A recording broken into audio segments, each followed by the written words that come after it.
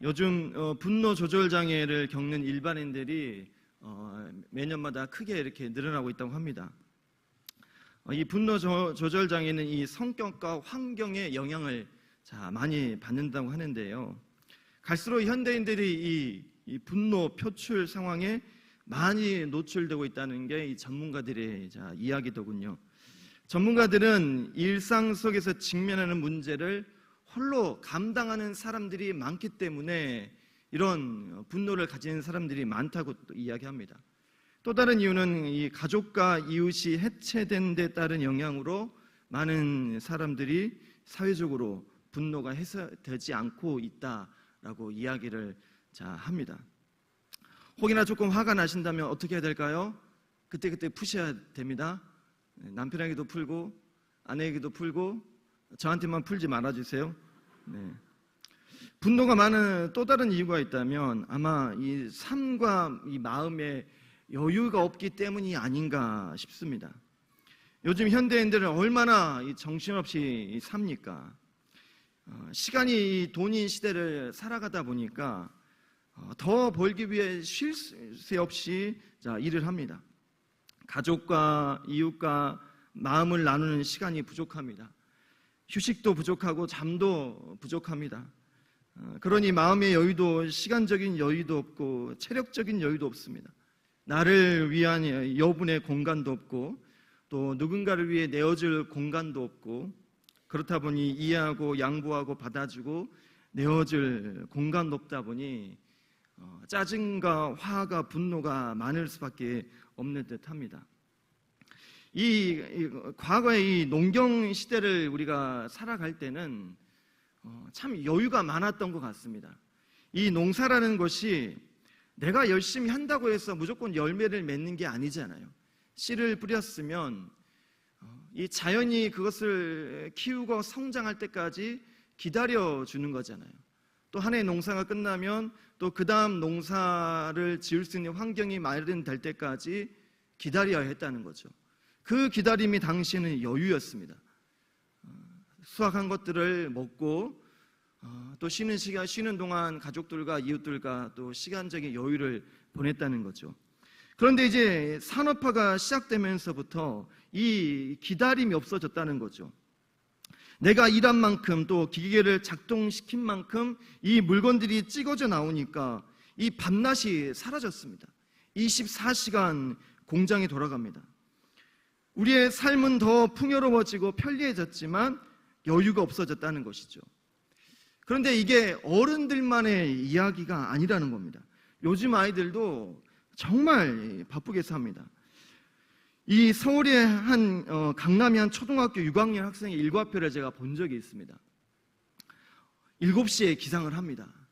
학교 가고 학원 가고 집에 와서 여러 과제나 공부를 합니다. 그럼 몇 시에 잘까요? 2시 반에 자더라고요. 네. 초등학교 6학년인데 7시에 기상을 해서 집을 나가서 학교와 학원을 전전긍긍하다가 집에 와서 한 2시간 정도 공부하고 과제하고 2시 반에 잠을 자요. 네. 저보다 더 바쁜 것 같아요. 이렇다 보니 참 여유가 없죠. 우리의 삶 자체가 여유가 없습니다. 저도 그렇더라고요. 교회 사역 마치고 집에 가면 조금 쉬고 해야 되는데 사실 쉴 틈이 없습니다. 집에 가면 가장 먼저 청소기를 돌립니다. 그러면 아이들이 아빠 시끄러워. TV 소리 안 들려 시끄러워. 밥은 언제죠? 밥을 하고 밥 다 처먹이고 나면 설거지하고 치우고 씻기고 하면 10시 11시 이렇게 됩니다. 녹초가 됩니다. 그러면 저를 돌아볼 시간 없이 그냥 바로 또 쉬고 이러다 보니 짜증이 많아지고 화가 많아지더라고요. 이게 네. 마음의 여유와 또 시간적인 여유와 건강의 여유가 없다 보니까 짜증이 많아지고 분노가 많아지고 화가 많아지는 것 같습니다. 그렇다고 해서 자식을 줄일 수도 없잖아요. 네. 우리의 일을 내려놓을 수도 없잖아요. 우리의 이 편리한 생활을 포기할 수도 없잖아요. 이는 우리의 모두의 현실이라고 생각합니다. 이러한 분주함 속에서 우리는 어디서 이 여유로움을 찾아야 되는지 한번 생각해 보기를 원합니다. 이 마르다와 이 마리아는 그리고 그의 오라비 나사로는 예수님께 특별한 사랑을 받는 사람들이었습니다. 이들이 어떠한 일과 이유로 예수님과의 이 관계가 만들어졌는지는 알 수는 없지만 요한복음 11장을 보면 특별히 사랑받는 건 확실합니다. 우리 요한복음 11장을 한번 펴볼까요? 요한복음 11장 우리 1절에서 5절을 보면 이렇게 기록되어 있습니다. 어떤 병자가 있으니 이는 마리아와 그 자매 마르다의 마을 베다니에 사는 나사로라. 이 마리아는 향유를 주께 붓고 머리털로 주의 발을 닦던 자요, 병든 나사로는 그의 오라버니더라. 이에 그 누이들이 예수께 사람을 보내어 이르되 주여 보시옵소서, 사랑하시는 자가 병들은 나이다. 예수께서 들으시고 이르시되 이 병은 죽을 병이 아니라 하나님의 영광을 위하며 하나님의 아들이 이로 말미암아 영광을 받게 하려 함이라 하시더라. 예수께서 본래 마르다와 그 동생과 나사로를 사랑하시더니 라고 기록되어 있습니다. 특별한 관계가 있는 듯합니다. 어떻게 이런 관계가 만들어졌는지는 우리는 알 수는 없지만 특별한 관계임은 확실합니다. 그래서 예수님은 베다니를 가시거나 또 그 지역을 지나실 때면 대부분 이 마르다의 가정을 방문하시고 만나지 않았나 싶습니다. 이 날은 마르다가 예수님을 영접했습니다. 그래서 이 마르다는 예수님과 그리고 제자들과 또 함께 온 무리들을 먹이기 위해 열심히 음식을 준비하고 있습니다. 그리고 그의 동생 마리아는 예수님의 발치에 앉아서 예수님의 말씀을 듣고 있습니다. 이 마르다가 음식을 준비하다 보니까 혼자 일하는 것이 힘들었는지 예수님께로 나아갑니다. 마리아가 저 혼자 일하는 것을 왜 가만히 두십니까? 왜 저 혼자 일하는 것을 가만히 두십니까? 마리아에게 말해서 저를 좀 돕게 해주십시오 라고 이야기합니다. 마르다는 땀을 뻘뻘 흘리며 음식을 준비하고 있고 마리아는 편하게 앉아서 예수님의 말씀을 듣고 있습니다. 여러분, 누가 잘하고 있는 것입니까? 또는 누가 잘못하고 있는 겁니까? 어쩌면 현실적으로 보자면 마르다는 참 잘하고 있는 겁니다. 이 당시 문화에서 손님을 지극정성으로 섬기는 것이 당연한 예의이고 질서입니다. 마르다는 그 예의와 질서에 맞게 자신에게 맡겨진 일을 열심히 잘 감당하고 있습니다. 제가 오래전에 이 중국에 있는 우르무치라는 지역으로 이 선교를 간 적이 있어요. 이 우르무치는 중국의 서쪽이에요. 중앙아시아와 훨씬 가깝습니다. 그래서 이 사람들은 중국말을 쓰는데 생김새는 중앙아시아 사람들이에요. 그리고 문화 자체가 중동 문화이고 이슬람의 문화예요. 저희 사역이 마을로 가서 복음을 전하고 그 마을 사람의 집에서 먹고 자면서 복음을 전하는 그런 프로그램이었습니다. 한 집에 초대를 받아 갔습니다. 시간을 보내고 이제 잠을 자야 될 때가 됐는데 일어나려고 하니까 자고 가라는 거예요. 그런데 방이 달랑 하나 있는 거예요. 그런데 가족은 한 7, 8명이 됐어요. 한 5살에서 10살 되는 아이들이 한 5, 6명이 있는 거예요. 아니 여기서 다 어떻게 잡니까? 그랬더니 아버지가 아이들을 불러다가 뭐라고 속닥속닥 하는 거예요. 그러더니 이 어린 아이들이 이불을 챙기더니 밖으로 나가는 거예요. 아니 애들이 어디로 갑니까? 옥상으로 간다는 거예요. 애들은 옥상 가서 자니까 여러분 여기서 편하게 쉬십시오. 이런 문화인 거예요. 손님을 접대하는 문화 자체가. 그 다음 날은 다른 집으로 갔어요. 보기에 참 가난한 집처럼 보이는데 식사를 대접하겠다고 초대를 받았습니다. 그런데 이 가난한 집에서 고기가 나오고 싱싱한 과일이 한가득 나오는 거예요. 상황을 봤더니 이 사람들은 자신들은 먹지 못할지라도 손님이 올 것을 대비해서 항상 고기와 과일과 음식들을 따로 준비해 놓는다는 거예요. 아무리 배가 고프고 먹고 싶어도 손님을 대접하기 위해 준비해 놓은 음식은 절대 손대지 않고 항상 준비해 놓는다는 거예요. 그만큼 이 당시의 중동 문화는 이 손님 접대 문화가 굉장히 많이 발달한 지역이에요. 그러니 마르다가 그가 초대한 이 예수님과 제자들과 손님들을 접대하기 위해 준비하는 것은 너무나도 잘하는 것이고 당연한 일이라는 것이죠. 마르다는 자신이 해야 될 일을 최선을 다해 지금 하고 있는 겁니다. 그런데 신앙적으로 보자면 말씀 앞에 나가 있는 마리아가 더 잘하고 있는 거 아니겠습니까? 그런데 마리아는 그 자리에 있으면 안 되는 사람이에요. 당시 여자가 남자와 같은 공간에 있다는 것은 이건 부정한 것이죠. 그것도 납비의 가르침을 받기 위해 그 발치에 같이 앉아 있다는 것은 정말 눈치가 없는 것이고 생각이 없는 것이고 심하게는 개념이 없는 행동이라는 것이죠. 여자이고 그것도 아랫사람인데 일하지 않고 눈치 없이 앉아있으면 안 되는 자리에 그가 앉아있다라는 것이죠. 여러분 참 교회에도 자주 있는 그런 모습 아닙니까? 누구는 예배도 제대로 드리지 못하고 식당에서 주차장에서 여러 봉사의 자리에 수고하고 있는데 누구는 따뜻하고 시원한 예배당에서 예배드리고 차려놓은 따뜻한 밥 한 끼 딱 먹고 핑 가버리는 그런 모습들이 많이 있지 않습니까? 여러분 누가 더 잘하는 겁니까? 어떤 성도가 더 잘하고 있는 성도입니까? 확실한 것은 교회는 봉사나 구제나 교제와 섬김으로 성장하지 않습니다. 그게 교회의 존재 이유도 아니다는 것이죠. 교회의 존재 이유는 예배입니다. 지난날의 내 삶에 대한 감사와 앞으로 내 삶에 행하실 일에 대한 미리 감사하는 것, 이것이 바로 예배입니다. 그리고 주시는 하나님의 말씀을 통해 하나님을 만나고 느끼고 주신 말씀으로 살겠다고 결단하는 것이 바로 예배이고 교회의 존재의 목적은 바로 이런 예배다라는 것이죠. 하지만 현재 많은 교회들을 보면 가장 중요한 예배 외에 뭐가 너무나도 많습니다. 물론 다 예배를 위한 일이지만 때로는 내가 예배를 드리기 위해 교회에 오는 것인지 아니면 내게 맡겨진 봉사를 감당하기 위해 교회에 오는 것인지 분간이 안 될 때가 참 많다는 것이죠. 우리가 모이는 무조건적인 목적은 바로 예배입니다. 아멘.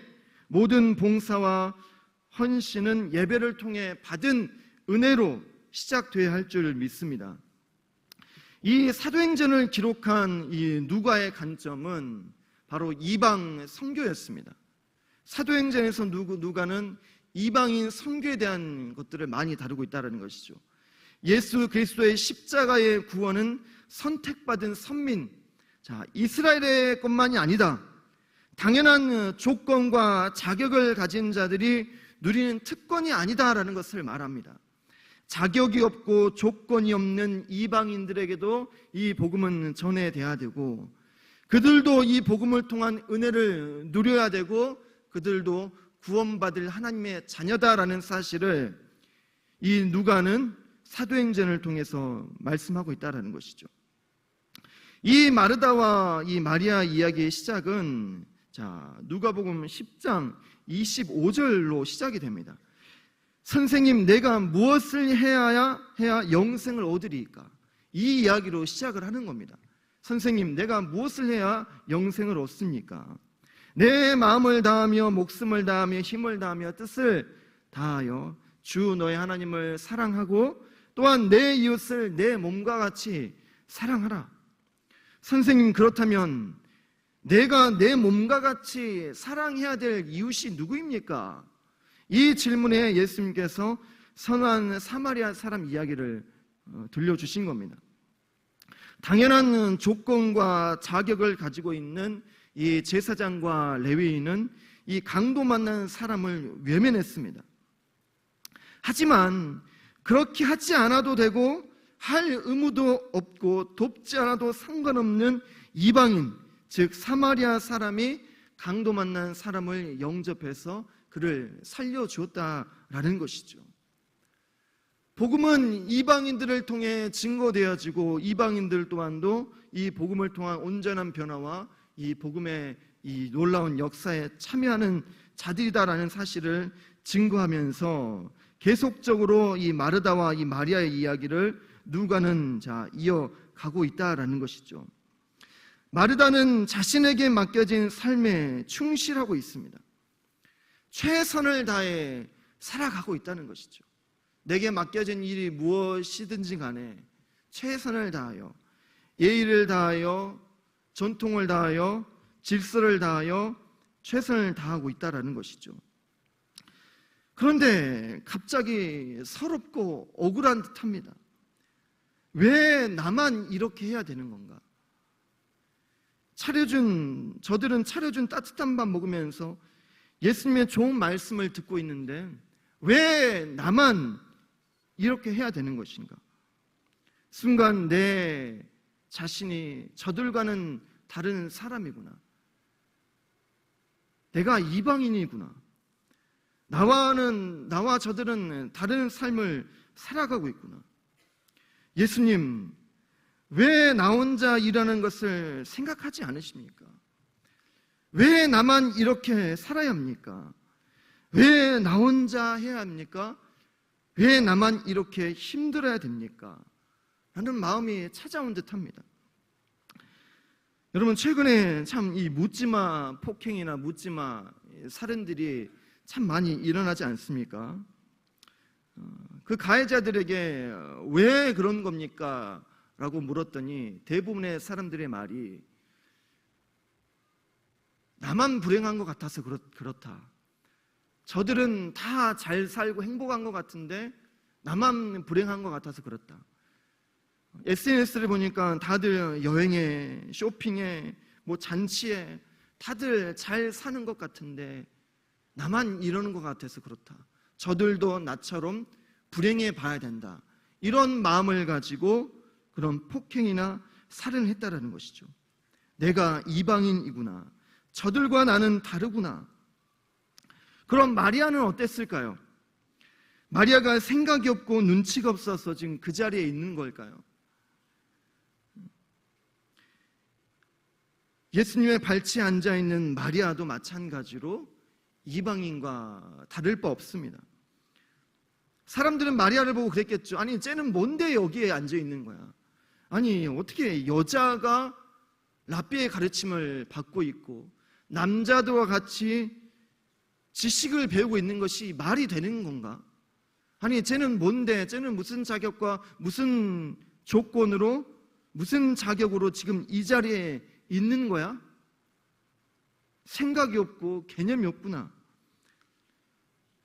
마리아와 함께 했던 어쩌면 제자들은, 어떠한 무리들은 마리아를 놓고 이렇게 비난하고 평가했을 수도 있습니다. 자신의 자리를 내려놓고 눈치 없이 개념 없이 이방인 취급을 받고 있지만 어쩌면 마리아는 그 자리에 있어야만 살 수 있기 때문에 마리아는 예수님의 발치 아래에 앉아 있는 걸 수도 있습니다. 내 삶을 내려놓을 수밖에 없는 처지에 있기 때문에 예수님의 발치로 나아가야지만, 그분의 말씀을 들어야지만 살 수 있는 그런 환경과 조건이기에 지금 어쩌면 마리아는 그 상황에 있는 걸 수도 있다는 것이죠. 예수님의 발에 향유를 붓는 믿음으로 살아가는데도 왜 그걸 낭비하느냐? 왜 인생을, 돈을, 시간을 허비하면서 그 자리에 있는 거냐? 그런 비난을 들으며 세상에서는 완전한 이방인으로 살아가는 것이 어쩌면 이 마리아일 수도 있다는 것이죠. 이런 이방인과 같은 삶을 살아가는 이 마르다와 마리아에게 예수님은 말씀하십니다. 우리 10장 41절 42절 우리 함께 봅니다. 주께서 대답하여 이르시되 마르다야 마르다야, 내가 많은 일로 염려하고 근심하나 몇 가지만 하든지 혹 한 가지라도 족하니라. 마리아는 이 좋은 편을 택하였으니 빼앗기지 아니하리라 하시니라. 아멘. 예수님은 말씀하십니다. 몇 가지만 하든지 혹 한 가지라도 족하다라고 이야기하는데, 영어 성경 해석을 보면은 한 가지로 충분하다라고 기록되어 있습니다. 몇 가지만 하든지가 아니라 한 가지로 충분하다라고 기록되어 있다는 것이죠. 사실 우리에게 여유가 없는 것은 우리의 삶이 분주해서가 아닙니다. 일이 많아서도 아니고 시간이 부족해서도 아닙니다. 만날 사람이 많고 생각이 많고 일이 너무 많아서 여유가 없고 누군가에게 내어줄 공간이 없기 때문이 아닙니다. 어쩌면 우리에게는 마음의 여유가 없기 때문일 수도 있습니다. 우리의 영이 건강하지 못하기 때문에 우리에게 여유가 없을 수도 있다는 것이죠. 마르다처럼 왜 나만 이렇게 살아야 합니까? 또는 마리아처럼 인생을 허비하고 낭비하는 사람 취급을 받고 살다 보니, 그런 처지에 있다 보니 마음에 여유가 없다는 것이죠. 이런 처지에 있는 마르다와 마리아, 그리고 정말 여유가 없는 현실을 살아가는 우리에게 예수님은 한 가지면 충분하다라고 이야기합니다. 이 분주함 속에서 여유를 누릴 수 있는 것은 한 가지면 충분하다라고 이야기합니다. 우리는 돈이 더 많아지면 여유로워질 거라고 생각을 합니다. 시간이 많으면, 건강하면 여유로운 삶을 살 수 있을 거라고 생각을 합니다. 하지만 신앙인에게 여유는 이런 것들이 아닙니다. 신앙인에게 진정한 여유는 바로 영적인 건강함에서 누릴 수 있다라는 것이죠. 영이 건강하면 마음에 여유가 생깁니다. 누군가를 위해 내 마음을 내어줄 수 있습니다. 그래서 내 안에 그를 넣을 수 있다라는 것이죠. 내 영이 건강해야 나를 사랑하게 되고, 나를 사랑해야 내 이웃을 내 몸과 같이 사랑할 수 있는 여유가 우리 가운데 생긴다는 것이죠. 그렇다면 우리의 이 영이 건강해지려면 우리가 무엇을 해야 될까요? 우리 교회 한 젊은 집사님의 이야기예요. 이 집사님은 청년 때부터 정말 교회에서 살다시피 하면서 열심히 교회를 위해 봉사하고 또 신앙생활을 이어오신 분이에요. 정신없이 청년 때 봉사하고 또 결혼하고 또 아이를 낳고 계속해서 정신없이 육아와 직장 생활을 열심히 살아왔던 분이에요. 그러나 언젠가 마음의 병이 찾아왔습니다. 우울증이 찾아온 거예요. 뭘 해도 기쁨이 없고 행복함이 없어요. 내가 너무 정신없이 살아서 그런가? 쉼 없이 여유 없이 살아와서 그런가? 내가 이렇게 해서 일하는 것도 내 직장에 도움이 되지 못하겠다. 조금 쉬면 괜찮아질 것 같다라는 계산하에 수년 동안 10년 넘게 다녔던 직장을 내려놓았어요. 이제 쉬면 괜찮아지겠지. 하지만 직장을 내려놓고 쉼을 갖는데도 이 마음의 병은 치료가 되지 않았어요. 즉 직장이 문제가 아니었다라는 것이죠. 시간이 문제가 아니었다는 것이죠. 그래서 다시 시간을 조금 줄여서 다른 일을 하기 시작했습니다. 또다시 일을 하고 사람들을 만나는데도 마음의 병은 치료가 되지 않았어요. 이것도 해보고 저것도 해봤는데도 마음의 병은 치료가 되지 않았어요. 그 시간을 저도 지켜보았어요. 다가갈 수가 없었어요. 괜찮으세요? 요즘 어때세요? 라는 말조차 건넬 수가 없었어요. 그런데 하루는 그분이 새벽 기도에 나와 앉아 계시는 거예요. 그 다음 날에도 뜨겁게 기도하시는 모습을 보았어요. 이거는 형식적인 기도가 아니고 살기 위해 하는 기도가 아니고 이것은 진정한 내 안에 있는 영이 드리는 기도처럼 저에게는 들려왔어요. 그래서 조심스럽게 물었습니다. 요즘 새벽기도 나오시는데 어떻게 나오시게 된 거냐고. 마지막 방법이었다는 거예요. 마지막으로 시도해볼 방법이 바로 이 새벽 기도였다는 거예요. 이것마저도 되지 않는다면 저는 방법이 없습니다. 그래서 마지막이라는 마음을 가지고 새벽 기도를 드리기 시작한 거예요. 아이들을 재워놓고 조심조심 아이들이 일어나지 않도록 새벽 기도를 하루, 이틀, 3일, 일주일, 여러 달째 나오고 있는 거예요. 변화됨이 눈에 보이더라고요. 얼굴에 기쁨이 보이는 거예요. 웃음이 보이기 시작한 거예요. 신방을 하였어요. 3시간, 4시간을 이야기했는데도 그분에겐 기쁨이 넘쳐났어요. 지금은 뭘 해도 너무너무 행복해요. 누구를 만나도 행복해요. 이게 웃을 일인가라고 하는 일조차도 그분은 너무 기뻐하고 즐거워 웃는 모습을 보았어요. 결국 이분의 문제는 영의 문제였다는 것이죠. 돈의 문제도 아니었고 시간적인 문제도 아니었고 건강적인 문제도 아니었다는 거예요. 결국 영의 문제였다는 거예요. 이 영의 문제를 해결하기 위해 기도의 자리에 나왔더니 그분의 말은 첫날부터 내가 회복되고 달라지고 변화됨이 내게 느껴졌습니다. 그래서 그분은 여러 달 동안 하루도 빠지지 않고 아이들이 일어나면 아이들을 데리고서라도 새벽 기도를 나오고 있습니다. 왜요? 그래야 살 수 있으니까. 그래야지 내 영이 살 수 있으니까. 지금은 너무나도 여유로워 보이십니다. 어제 전화를 드렸어요. 설교를 준비하는데 집사님의 이야기를 나누면 좋을 것 같아요. 괜찮을까요? 괜찮습니다. 얼마든지 나눠주십시오. 너무너무 행복해 보이십니다. 방법은 한 가지면 충분합니다. 이런 분주함 속에서 여유를 누릴 수 있는 방법은 딱 한 가지입니다. 바로 우리의 영이 건강해지는 것인데 바로 기도를 통해 말씀을 통해 예수님의 발치 아래로 나아가는 것이 우리가 여유를 누릴 수 있는 유일한 방법이라는 것이죠. 왜 나만 이렇게 살아야 됩니까? 왜 나만 버려진 채 홀로 이방인과 같은 삶을 살아야 됩니까? 라는 마음을 가지고 살고 계신다면 예수님의 발치 아래로 나오시기를 간절히 원하고 소망합니다. 이것도 해보고 저것도 해보고 믿음을 다하여 살아가는데도 세상 가운데 이방인처럼 살아가는 것처럼 느껴진다면 예수님의 발치 아래로 나오시기를 간절히 원하고 소망합니다. 거기에서 우리의 영이 살아나게 됩니다. 그리고 좋을 때만 기도하지 마시고 힘들 때만 기도하지 마시고 문제가 찾아올 때만 기도하지 마시고 좋을 때 기도하십시오. 우리의 영의 공간을 미리 만들어 놓으시고 확보해 두십시오. 그러면 어떠한 문제가 다가와도 그것이 문제로 여겨지지 않습니다. 하나님은 우리에게 고난을 허락해 하시는 분이 아닙니다. 그러나 우리의 마음의 여유와 공간이 없으니까 그것이 우리에게 고난으로 다가온다라는 것이죠.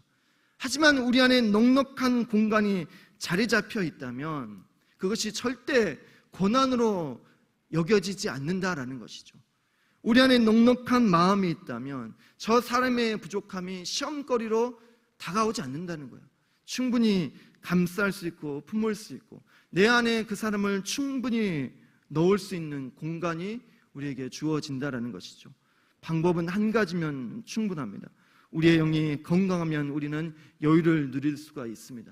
그리고 그 영의 건강함은 예수님의 발치 아래로 나아가는 것이고 새벽을 깨워 기도하는 것이고 이 방법 아니면 안 된다는 간절한 마음을 가지고 주께 나오는 자들에게 하나님은 그 영을 회복시켜 주시고 영적인 건강함을 허락해 주실 줄을 믿습니다. 한 주간도 기도를 통해 예수님의 발치 아래 나아감을 통해 여유로운 삶을 살아가시기를 간절히 원하고 소망합니다.